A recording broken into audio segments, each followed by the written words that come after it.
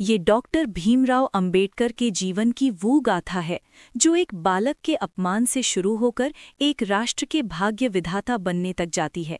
आइए इसे एक कहानी की तरह समझते हैं। मऊ की गलियां और अपमान का कड़वा घूंट।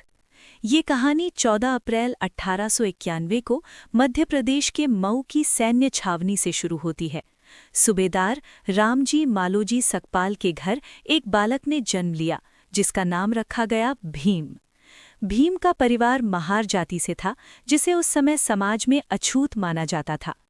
भीम जब स्कूल जाने लायक हुए तो उन्हें अपनी जाति का एहसास बड़ी क्रूरता से कराया गया।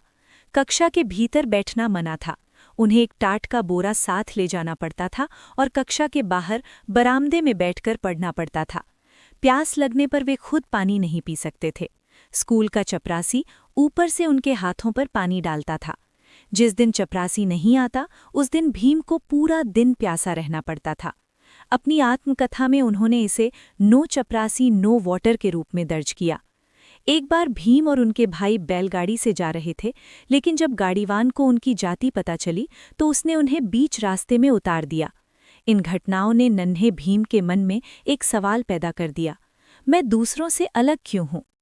शिक्षा की खोज और 7 समंदर पार। भीम की कुशाग्र बुद्धि ने उनके पिता को प्रभावित किया। उनके पिता ने संघर्ष कर उन्हें मुंबई के एल्फिंस्टन हाई स्कूल में दाखिला दिलाया।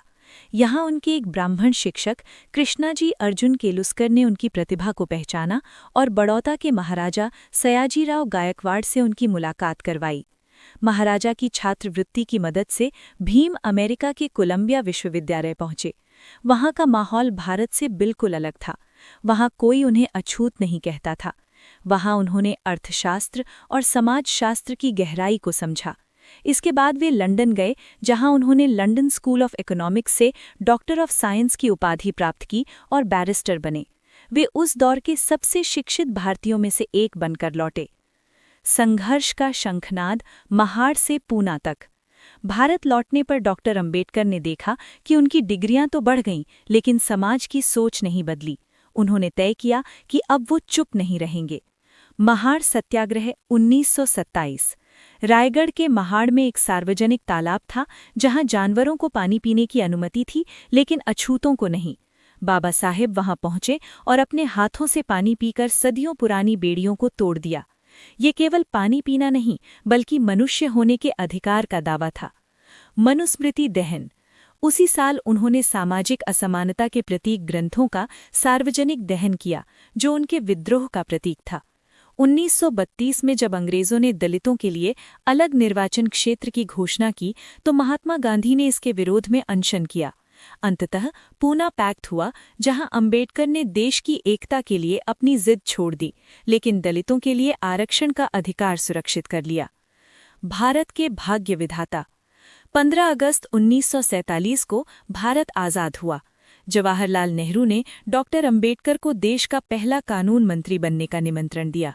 लेकिन सबसे बड़ी चुनौती अभी बाकी थी, एक ऐसे देश के लिए नियम बनाना जहां सैकड़ों भाषाएं और हजारों जातियां थीं। उन्हें संविधान प्रारूप समिति का अध्यक्ष बनाया गया। 2 साल, 11 महीने और 18 दिन की कड़ी मेहनत के बाद उन्होंने भारत का संविधान तैयार किया। उन्होंने इसमें ये सुनिश्चित किया कि चाहे वो राजा हो या रंक, सबको एक वोट और एक मूल्य का अधिकार मिले। उन्होंने महिलाओं के अधिकारों के लिए हिंदू कोड बिल पेश किया ताकि उन्हें संपत्ति और तलाक जैसे समान अधिकार मिल सकें।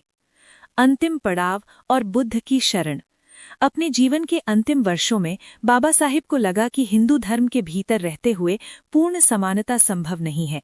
उन्होंने कहा था, मैं हिंदू पैदा तो हुआ था, लेकिन हिंदू मरूंगा नहीं। 14 अक्टूबर 1956 को नागपुर की दीक्षा भूमि पर उन्होंने अपने लाखों अनुयायियों के साथ बौद्ध धर्म स्वीकार कर लिया। उन्होंने शांति, अहिंसा और करुणा का मार्ग चुना। इसके कुछ ही हफ्तों बाद 6 दिसंबर 1956 को इस महामानव की लौ बुझ गई, लेकिन उनके विचार आज भी मशाल बनकर जल रहे हैं। निष्कर्ष, डॉक्टर भीमराव अंबेडकर की कहानी केवल एक व्यक्ति की सफलता की कहानी नहीं है, बल्कि ये करोड़ों दबे कुचले लोगों के आत्मसम्मान की कहानी है। उनका जीवन हमें सिखाता है कि शिक्षा वो शेरनी का दूध है, जो इसे पिएगा वो दहाड़ेगा।